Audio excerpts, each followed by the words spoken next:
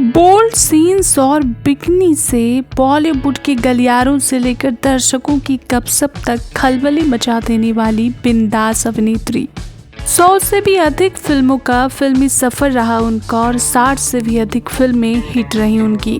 और आज भी 79 साल की उम्र में भी कोई मौका हाथ से जाने नहीं देती। स्टार ग्रैंड किड्स की सुपरस्टार दादी। जी हाँ, आज की हमारी बैक कैमरा स्टोरी की हीरोइन है बिल्कुल भी न शर्माने वाली शर्मिला टैगोर जी। शर्मिला जी का जन्म 8 दिसंबर 1944 को हैदराबाद में हुआ था। इनके पिता गीतेंद्र नाथ टैगोर, जो कि उस वक्त कानपुर में मौजूद ब्रिटिश इंडिया कॉरपोरेशन में कार्यरत थे, इसलिए कुछ लोग इनका जन्म कानपुर में बताते हैं। इनकी माँ ईरा बरुआ एक असमिया महिला थी और असम के एक रसूखदार परिवार से ताल्लुक रखती थी। इनकी 2 बहनें ओंड्रिला कुंडा और रोमिला टैगोर भी थीं।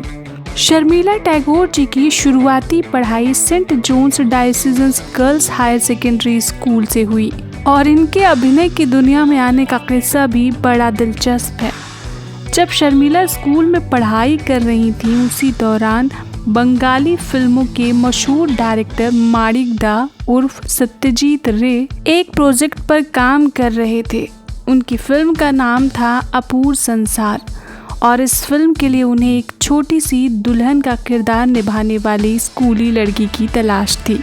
और उसी तलाश के दौरान सत्यजीत रे की नज़र शर्मिला पर पड़ी। उन्होंने इनकी खोज खबर ली और इनके पिता से संपर्क किया। उन्हें बताया कि मैं अपनी फिल्म के लिए आपकी बेटी को कास्ट करना चाहता हूँ।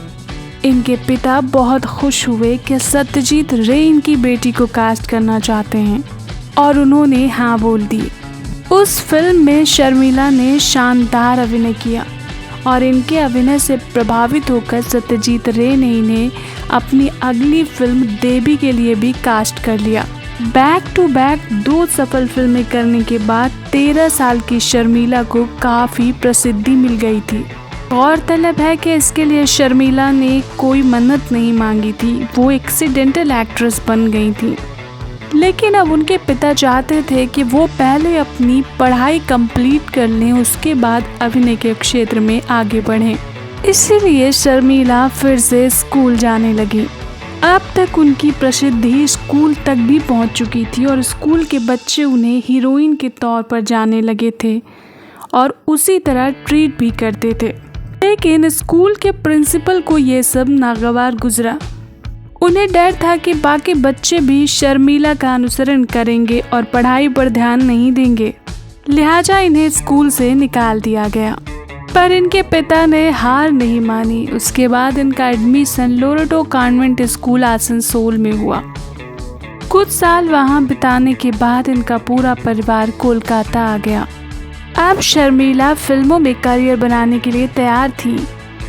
कुछ दिन बंगाली सिनेमा में काम करने के बाद इन्होंने हिंदी की तरफ रुख किया और हिंदी सिनेमा में इन्हें पहला मौका 1964 में शक्ति सामंता के डायरेक्शन में बनी फिल्म कश्मीर की कली से मिला, जिसमें ये बेहद खूबसूरत नजर आईं और इनकी और शम्मी कपूर की जोड़ी को दर्शकों ने खूब पसंद किया।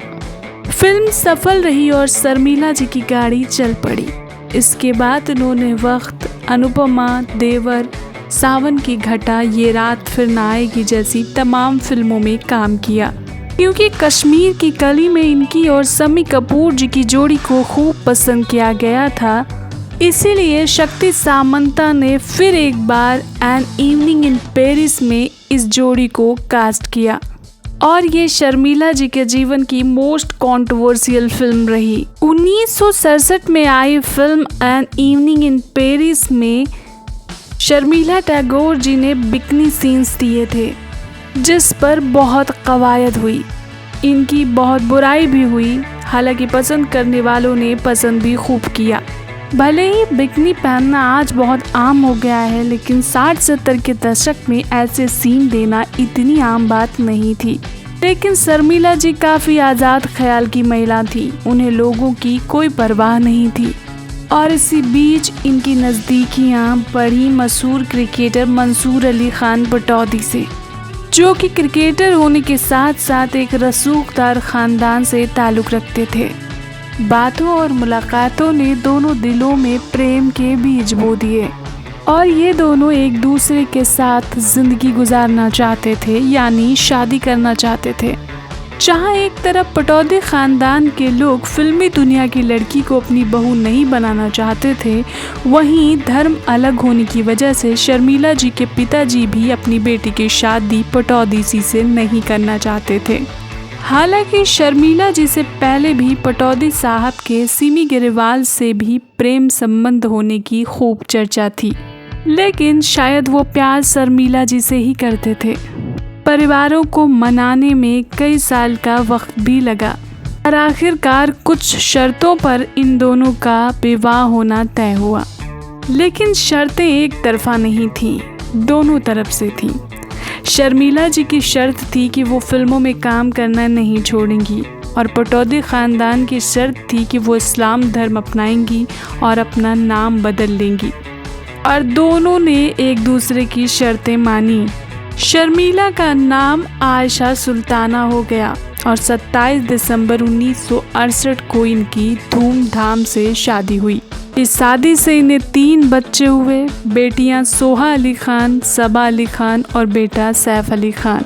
सैफ अली खान से तो आप वाकिफ़ ही होंगे।